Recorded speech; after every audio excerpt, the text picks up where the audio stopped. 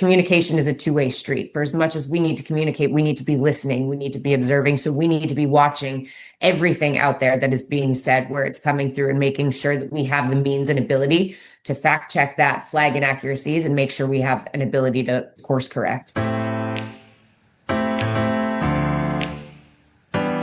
Hello, everyone. I'm Shahar Silverschatz in Copenhagen, and this is Always On, the podcast about brand reputation and data-driven communications. Today, I have a special guest, Leslie Cafferty, the CCO of Booking Holdings, the parent company of travel and leisure brands like Booking.com, KAYAK, Priceline, and OpenTable, reaching millions of travelers worldwide. Welcome to Always On, Leslie. Thank you for having me. Happy Friday. It's great to be here. It's great to have you. Now, let's start from the very beginning for those listeners who don't know you very well. Tell us a little bit about who is Leslie Cafferty. How do you describe yourself at a cocktail party? Oh, how would I describe myself at a cocktail party? I'm probably the person at a cocktail party you would see kind of sitting in a one-on-one conversation versus fluttering around the room. I'm actually quite an introvert by nature. So in a setting like that, but I really do love good conversation. So in an environment like that, I'm probably more hopefully I found a really interesting person to have a good conversation with, sitting maybe in the corner somewhere. That would probably be me at a cocktail party. So you're the introverted communicator. Yes. Which is funny. Sometimes in our world, in the world of brand and communications, people tend to, and I don't know why, assume sort of an extrovert personality. And so, but yeah, no, I'm the introverted communicator. So you've had a long career, and we want to talk a little bit more about the journey that you've been through. And why don't you tell us first, what inspired you at the very beginning to get into communications? Yeah, I had no idea this is what I would end up doing whatsoever. Interestingly, my sort of connection is my father and his father worked in the media business, but on the journalist side. So, which is very different, but I had no aspirations to get into journalism. I really didn't know what I wanted to do when I went to school. I was always very interested in the world, what was happening outside of history. And so when I went to college, I studied international relations, which I really enjoyed for years, but it was sort of, I left at the end of it going, well, what exactly am I going to do with this? I thought about going to law school, doing international law. So that was sort of where the path I was on, but I needed a job in the meantime. So I worked at a company. I got a job just as an executive assistant to pay the bills at a company called IAC in New York, which was a really fascinating company, big internet conglomerate, owns a ton of internet companies, actually Expedia at the time, which is funny now in my world of online travel. And I started to get to see the world of business, and I was just fascinated. It was a really fast moving company, and it was a company that was always in the spotlight. And so I got to actually see and understand what a communications team did. And it was really, really interesting to me. So I sort of spent my time there, and I waited, and there was a very junior entry level opening in communications at the company that came up that I applied for and didn't get, because they said, well, it's great that you are interested in this, but you have absolutely zero experience. You've studied nothing on it, Well, 6 months later, when they still hadn't found it, they came back, and I raised my hand again, and they gave me a shot. So that's sort of how I ended up here. So it wasn't part of the plans, but I've enjoyed every minute of the 20 years I've been doing it since. So you're both the introverted and accidental communicator. Yes. I'll change my LinkedIn title. So tell me, how do you see, obviously the field of communications has changed a lot over the years, and also over the years of your career. What do you see as the main changes? It's far more complex. At the end of the day, if you look at it at a macro level, it's quite simple. There's a message of some sort that needs to be delivered. The formalities of it used to be quite different. The channels that you used were different. So you had sort of time and space to think about what you would put in a press release. You had a choice about when exactly you wanted to issue it. Of course, there were time pressures and constraints and lots of other things dictating it. Our world has never been fully, relaxed in that sense, but the world is very different now. You don't have the luxury. The channels are so much more. Press releases we use every now and again for very formal purposes and mostly Reg FD purposes, but that is hardly a channel that we use anymore. So you have, social media, you have real-time media, right? The deadlines of journalists are different. It's no longer a daily or weekly paper. They're pumping news, second by second. So the speed at which we have to operate, the speed at which we have to make decisions, and the channels across that we have to operate and monitor and make sure we're responding to, it's so much more complex than it was when I started. So I think that keeps it interesting, but makes it really challenging. It's never been more 24/7. Right. So the pace has changed, but that is a result of the channels and the media changing. And all of that is also connected to technology evolving and actually changing the infrastructure that we use. And let's talk a little bit about technology, because you're also very active on that side within your organization. I know that you are leading an AI in Comms steering committee, right, across all the brands of Booking Holding. Can you tell us a little bit about that? Also, how it's a diverse family of brands. How do you ensure there's consistency and innovation in AI communications across this diversity of brands? Yes. So we definitely operate different brands, and they all actually have their own communication strategy, their own marketing strategies, right? And that's how they have to thrive and compete in their world of business. But when it comes to something like technology, our team has been very open talking about the prospects and opportunities that technology bring. There's of course a fear of technology is going to take, and because you can produce content with the likes of generative AI, in our world, people are terrified. Are we all? And that's not the case, and that's not how we see it at all. Technology provides immense opportunities to be better, to be faster. So what we're doing is all of our teams are thinking about this technology, not just within marketing and communications, right, but across the spectrum of business. But we want to make sure we're not duplicating efforts. We're not, investing money in the same opportunities or the same testing grounds of things. So we have a steering committee across all the brands, representation from all of our comms teams across the brands that come together to say, what are you interested in? What do you think you're doing?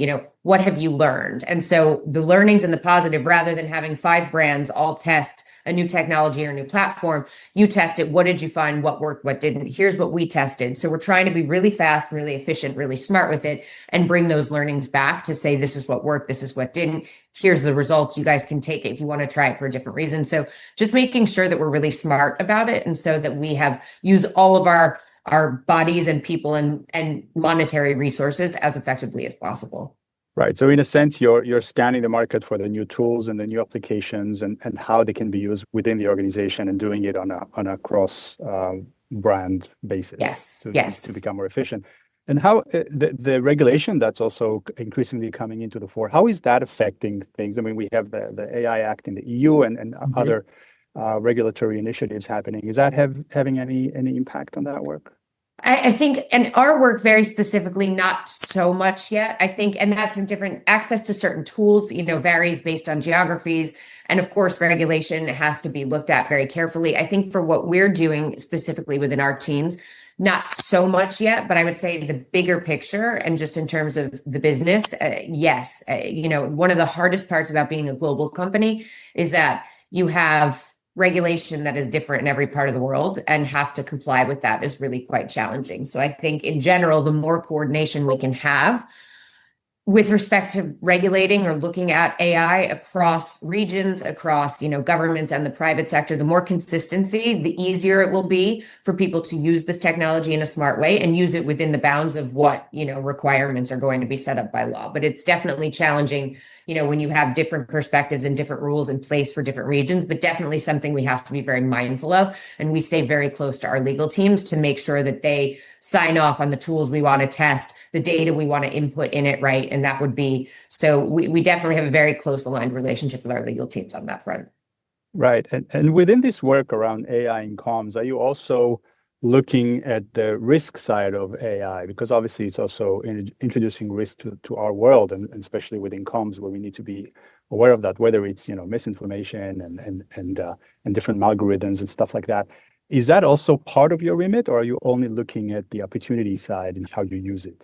No, we definitely have to be very careful on the risk side of things, right? And I think I mentioned data a minute ago. That is one piece of it. We have to be very careful. As a big global company, we sit on a lot of data, and making sure anything that we input into a tool or system, knowing where that goes, where that doesn't go, how protected is that, right? So that is a huge risk for us, because we have to make sure we are just compliant from that perspective, also with customer privacy concerns, right? So the data we input is one huge risk that I think about. In terms of misinformation, absolutely. We tend to think of our job as communicators as our job is to communicate, right? But communication is a two-way street. For as much as we need to communicate, we need to be listening, we need to be observing. So we need to be watching everything out there that is being being said where it's coming through, and making sure that we have the means and ability to fact check that, flag inaccuracies, and make sure we have an ability to course correct in instances like that if they come up. So on balance, it sounds like you're seeing AI more as a friend than a foe. I mean, it's got risks, it's got opportunities. Definitely. And I don't think it's not, we're not at the point where it's wildly changing the game or changing our day-to-day operations on a massive scale right now. But it definitely, the benefits and the opportunities are definitely there. It's definitely quite exciting. I think we just have to do it in a smart way. But I think that's with AI or really any technology, technology innovation that sticks. You have to look at it and say, okay, if this is here to stay, clearly it's bringing some kind of value. How do we find that value?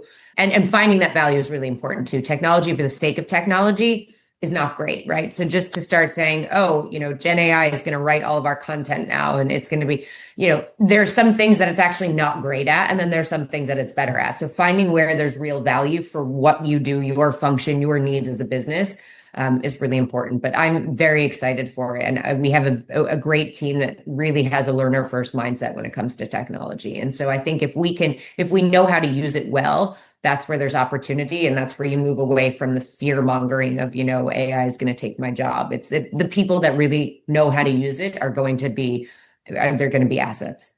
For sure. And you've also been on the forefront of using new media formats.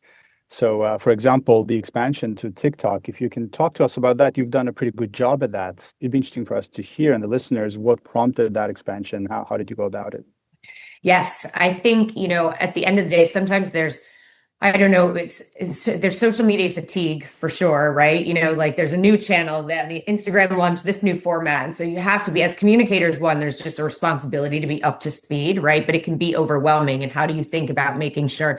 But clearly TikTok, we were seeing quite early on, like this wasn't going anywhere, right? This was a format that people wanted and used. And at the end of the day, as a communicator or as a brand, you have to be where your audience is, right? And so if you are traditionally a marketer, we grew up and built our business a lot on Google, and that's where our audience was at the time when the internet, started booming and we were building our company out.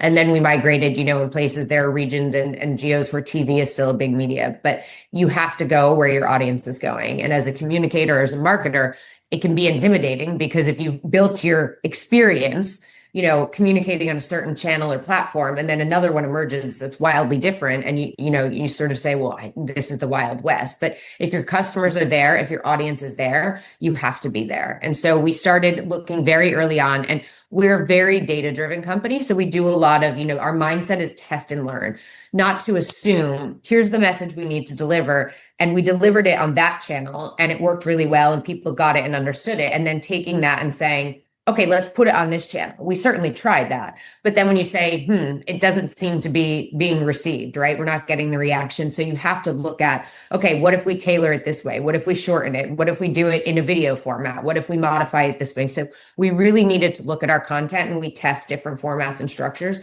and watch how that resonates. And so what you end up with, how we communicate on TikTok is very different than other channels, but that audience, there's a certain expectation for what content and a message looks like on that platform. So I think, the biggest lesson for us, whether it's TikTok or whatever the next channel will be, that emerges tomorrow, is really paying attention to not what you think will work, because that's worked elsewhere, but really looking at how did your audience respond to that. And if you don't know, if they didn't respond well and you don't know, test. Right? Iterative testing of things, different fonts, sometimes you'd be surprised, will have an impact on how a message is received. So the level of things that we test to make sure that it's working is a constant, iterative, and ongoing process.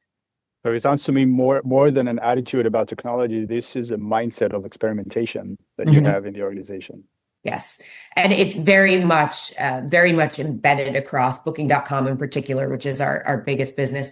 The business was built on experimentation. So at any given time, our website is running like 1,000 different experiments. Things like when you click on a hotel listing and what you see, do you see written content? Do you see images, right? And we watch what people respond to, but we've really picked up on that culture within our comms organization. And so we test everything to see what works, a lot of experimentation, because there's, again, that mindset of, I know what resonates with me and how I like to receive a message, but you have to remember, right, that that's not the way everyone else is. So the more in tune you can be with data and the facts and watching that, I think the better and smarter we can be as communicators.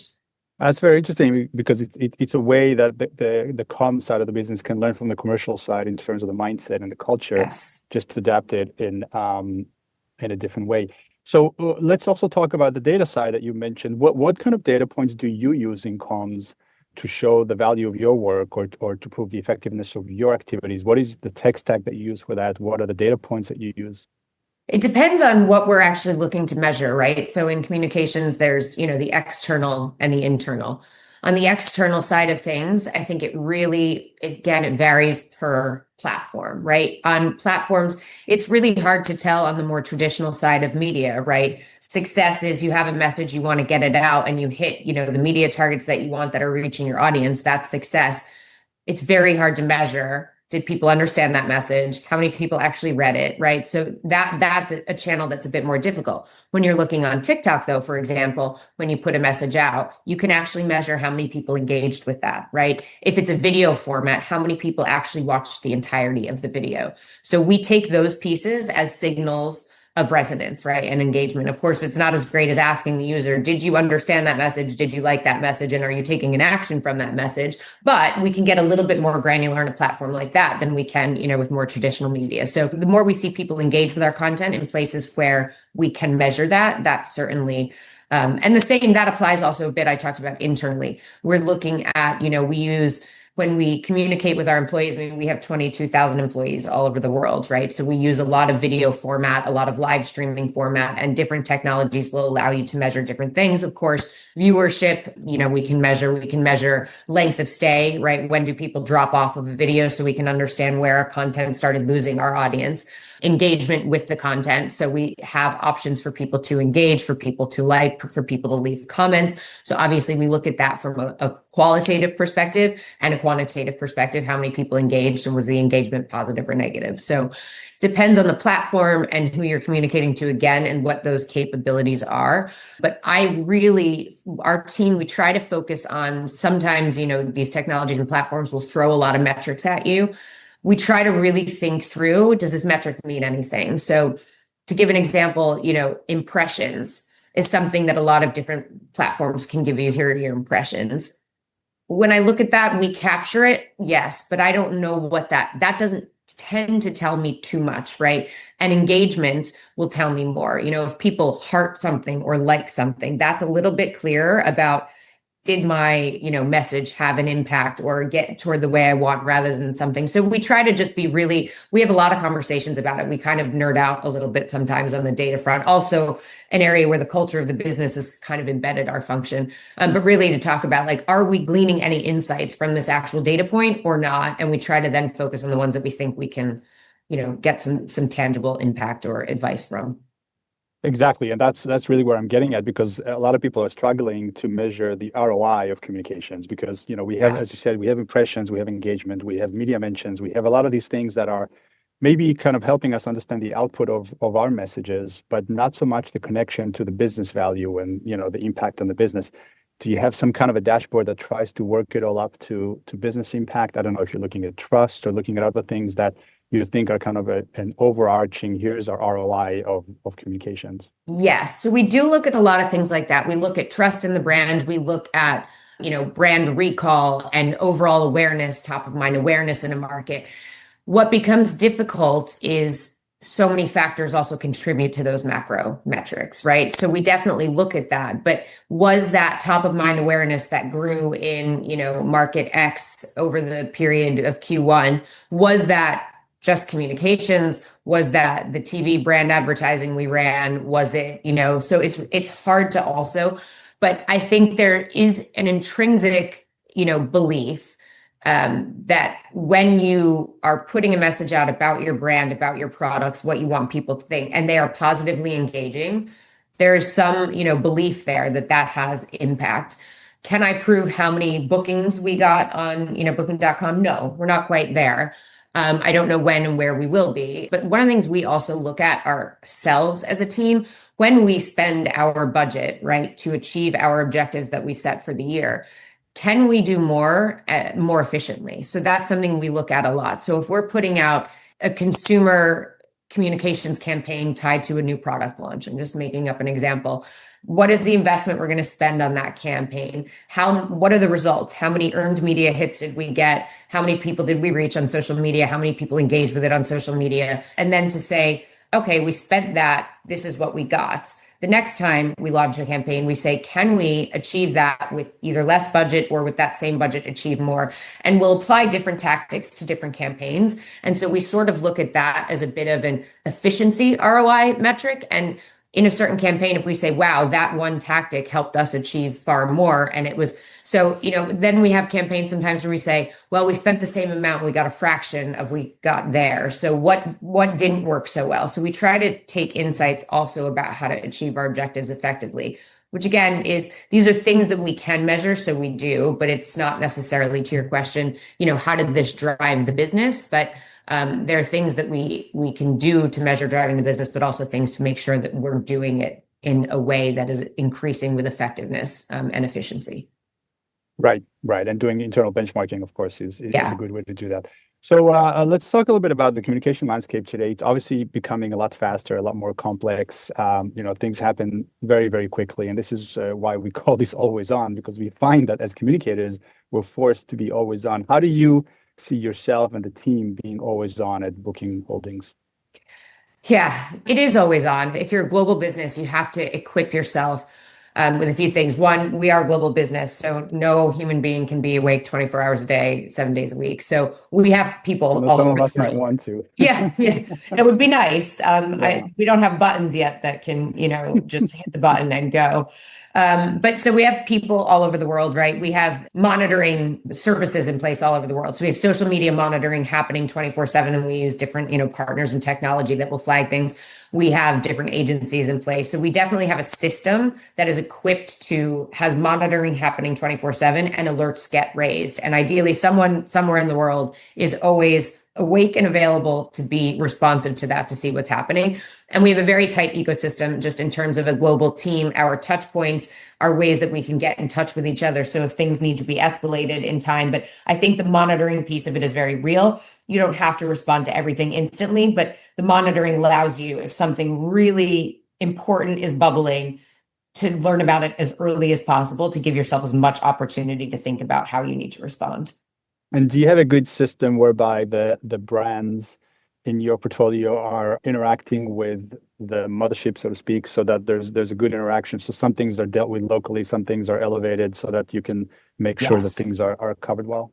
Definitely. And it's that balance of autonomy, right? The brands and teams need to be able to run themselves without being hindered by, the handcuffs of the big mothership, but also making sure that there's a system and process in place. So, we have various touch points with the brands all the time, but I think our job is to make sure that there's a very clear understanding of what needs to be escalated and why, right? So people understand it's not just you have to do this for the sake of we need to know that, but why do we need to know that? Is it, would it get us into a compliance issue? Is it a reporting Reg FD issue? So we're very clear with the teams and we're in constant communication around these types of things. Anything like you see, that has to be escalated. So I think what helps make that effective is making sure there's very clear understanding between everyone about, what would need to be sort of brought up and what's okay to be dealt with locally and shared maybe as an FYI.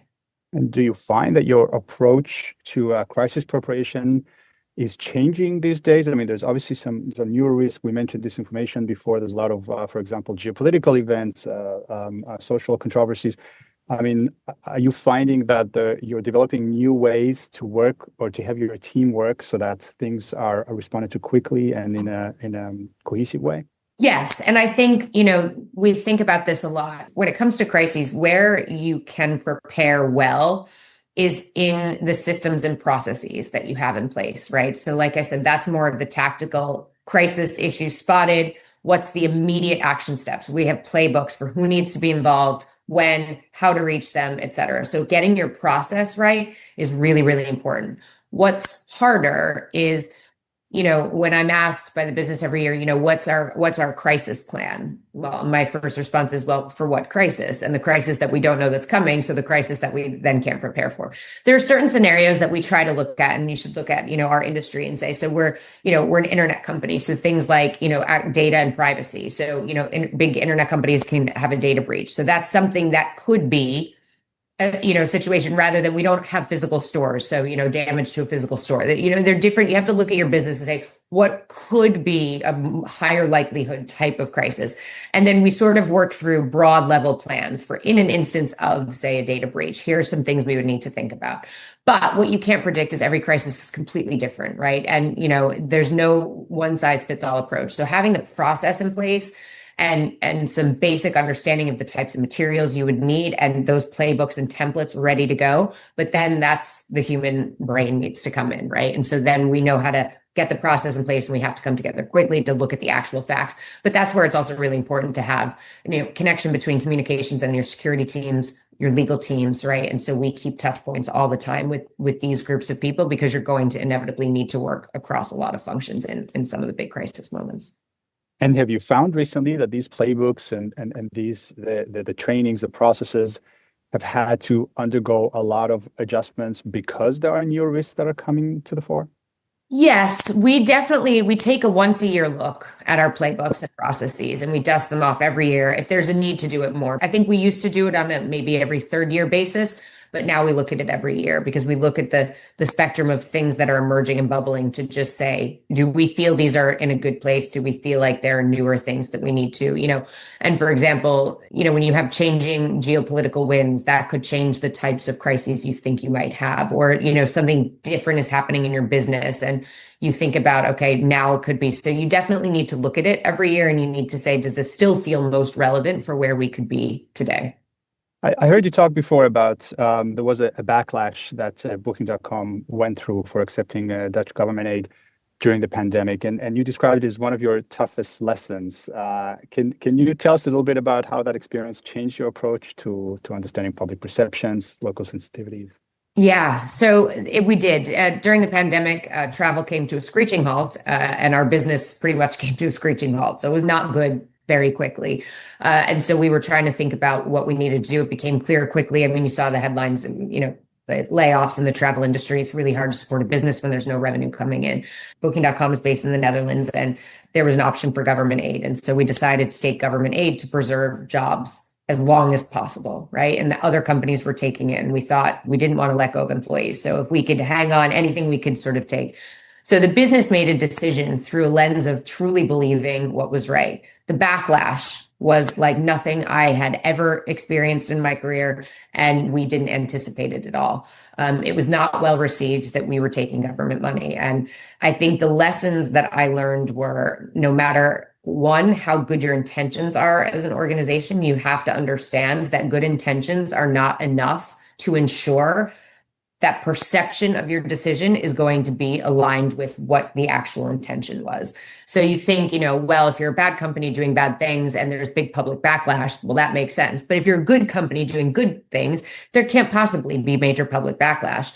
There can. And that was the first time we saw that. So there was just a disconnect between what we were trying to do and how that was perceived. So a really big lesson for me. Now I think through that lens a little bit more because I didn't necessarily think when the business made the decision that we were going to have a big public relations campaign ready to explain why, because it was intuitive for us. And that wasn't the case. So a really big learning now to always say, we think we might know how this might be received, but let's plan for the opposite of what we think and just, Right. through things like that, through that lens. Let's talk a little bit about internal communications, which is also an area that you talk a lot about. So today, employees are a lot more vocal within the company, right? About what happens in the company, what happens in the world around them, world events that are also influencing people's opinions. How do you foster open lines of communication? How do you build trust within the organization in today's world? Yeah, it's an ongoing. I don't think there's a right answer for it. And I think it's, a continuous journey for us. I think a culture of open communication is very important to us. And so we try to foster that. At the same time, we try to foster a culture of respect of different points of view, right? So the minute you say you create a culture of open communication, you're allowing 22,000 employees to voice an opinion on the decisions you make, on what your company's doing, on the state of the world, the state of politics, you name it. Inherently, then you're going to have differing points of view. And so making sure that striking the balance of allowing openness for points of view and opinion, but also respecting points of view and opinion is something, that balance, it doesn't happen perfectly, but that's what we strive for. And those are the sort of principles with which we try to operate internally.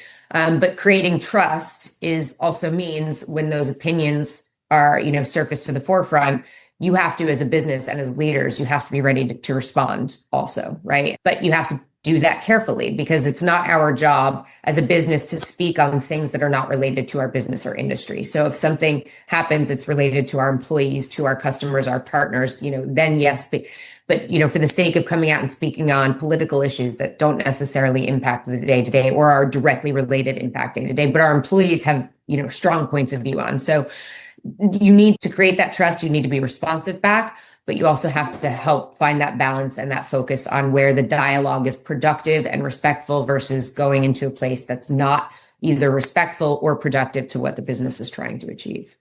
But it's a very hard balance. Yeah, it is, because that balance is very hard to hit. And I'm wondering if you can share any examples of how that dialogue, that openness within Booking Holdings has helped you navigate difficult conversations internally. We've had leaders sit down with our ERGs internally to say, okay, you know what, this is a topic our employees, insert a topic our employees are really passionate about, opinionated about, we need to have a point of view. How do we help? And we've had our leaders sit down with our different ERGs, our employee resource groups, to just understand different perspectives. Just listen, just hear different perspectives, right? So that helps inform how you have a dialogue. So everybody has their own personal perspective, right? But how do you think about listening to make sure you're hearing different points of view and perspectives to make sure that can help facilitate productive conversations? I think that's something we do in times, making sure that just we're all informed about the different opinions and perspectives that exist within our organization, whether we agree or not. I think being informed helps give a perspective to shape how and when we engage in dialogue. Right. So even if you don't adopt a specific stance or something as people might expect, at least you involve the leaders in listening, so that there's an understanding within the company that leaders are listening. Yes. Even if the outcome is not the outcome that people are requesting, because it's very hard to satisfy everybody, because there's diversity of opinions in a company, especially on. You'll never satisfy everybody, and you have to accept that as well, right? And that's another point. Even in places where we listen and then the business does say we have a point of view and this is the point of view, you have to approach that with conviction, right? You have to say, if that is the business's point of view, here it is and here's why. And you have to accept that not everybody will be on board. You will never please everybody, right? But it's also important to say, when there is a point of view, that the business is transparent back to employees to say, this is our position and here's why. And you have to be ready for people to not like it. And that's okay, right? And I think the more we also train our leaders to understand that there will always be different points of view, even if you are on board with a decision, not everybody will be, and that's okay. Right.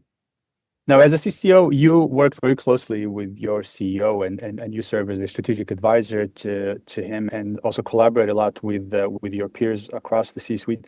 What are the tactics that you found effective for that collaboration over the years? I think the most important thing is, especially in a function like ours, you have to really know the business. You have to really know and understand the business at a very granular level. That's how we as communications add value back to the business, right? And so if you really understand the business, you can help the business risk assess. You can help the business understand different scenarios, right? For how business and commercial decisions will impact perception, reputation, et cetera. And so when you can establish that trust with your leaders because you know the business and you're giving good counsel, that's where it creates a really great relationship. That goes, both ways. When the business learns to understand that we do know the business and we can help on these fronts, it creates a really healthy, productive relationship with the leaders across the organization. Yeah, that's pretty simple, actually. So really understanding the business side helps you gain trust as a communicator. from the Definitely. other. That's my biggest piece of advice to anybody. I've heard you in the past talk about how in the past companies used to speak out only during earning calls. That actually they didn't really speak out much otherwise. And today, of course, that's not really possible. There's a lot of pressure on CEOs to have a voice on major societal issues.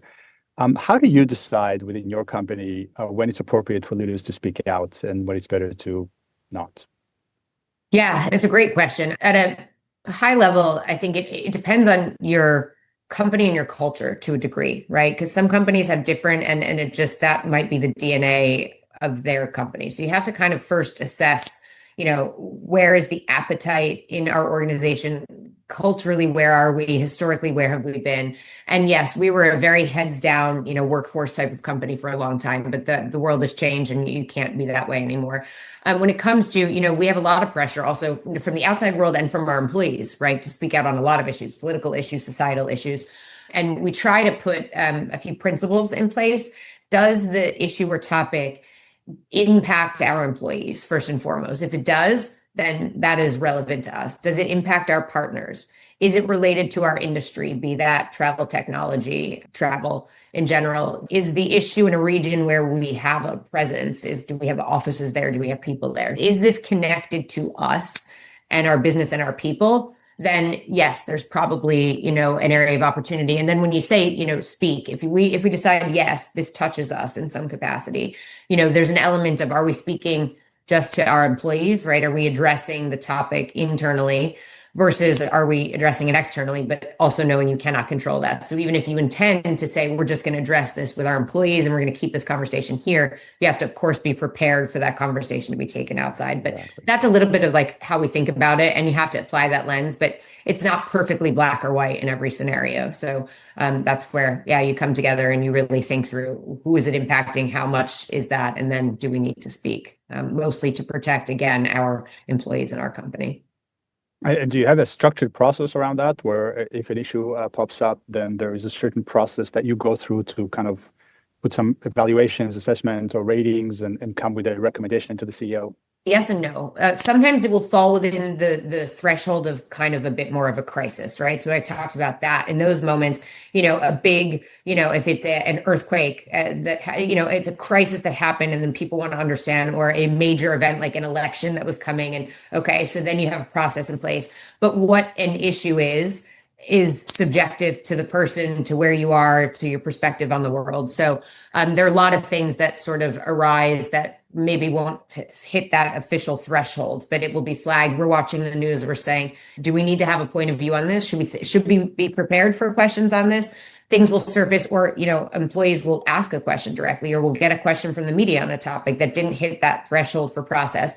So you have to be very eyes and ears, listening again on the ground, understanding the conversations that are happening about your business, and then being as prepared as possible and say, okay, do we need to officially, and we as a communications team, we meet every week more if needed to look at exactly that. Is there something happening out there that we might be asked for a point of view on that we're not thinking about yet? And so we try to get as ahead of it as possible.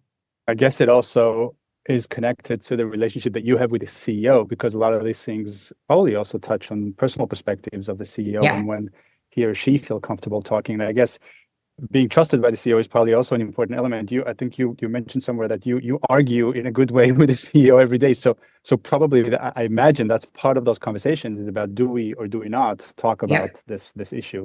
Yeah. And certainly our CEO, he'll come sometimes and ask, right? Do we have a point of view on this? Am I going to be expected to have a point of view on this? But then it's also, I see very much my job and my team's job to make sure he's aware, right? You may be asked about this, make sure this is on your radar. And also having a sense for, you can kind of have a sense, is that something he might want to address or might not? But the job is first and foremost to make sure he's aware, right? These are things that you need to be prepared for, and then we can have a point of view on it. And it's always a challenging conversation, which those are the relationships with anyone I work with, right? That I love.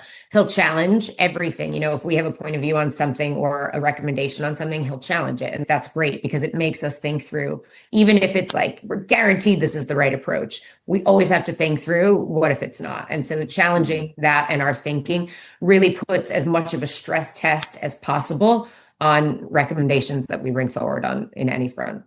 All right, so let's wrap up with a more personal question. So we talked about being always on, but how do you switch off?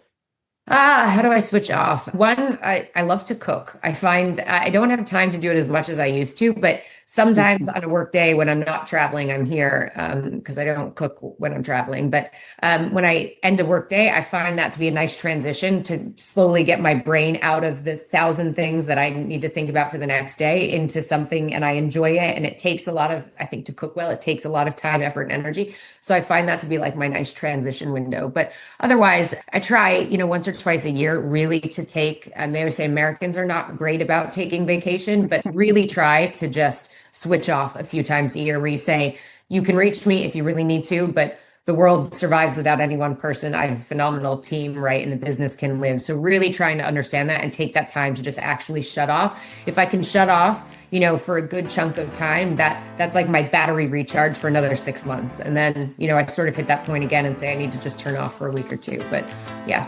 That's great. Leslie, thank you so much for all your insights. We loved having you here. So I very much enjoyed the conversation. Thanks for having me.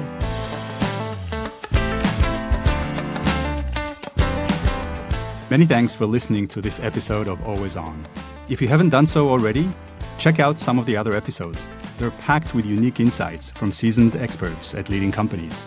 Oh, and if you have any comments or questions about anything you've heard on the pod, we'd love to hear from you. Just drop us a line at podcast@groupcaliber.com. Thanks again for listening. Till next time, take care.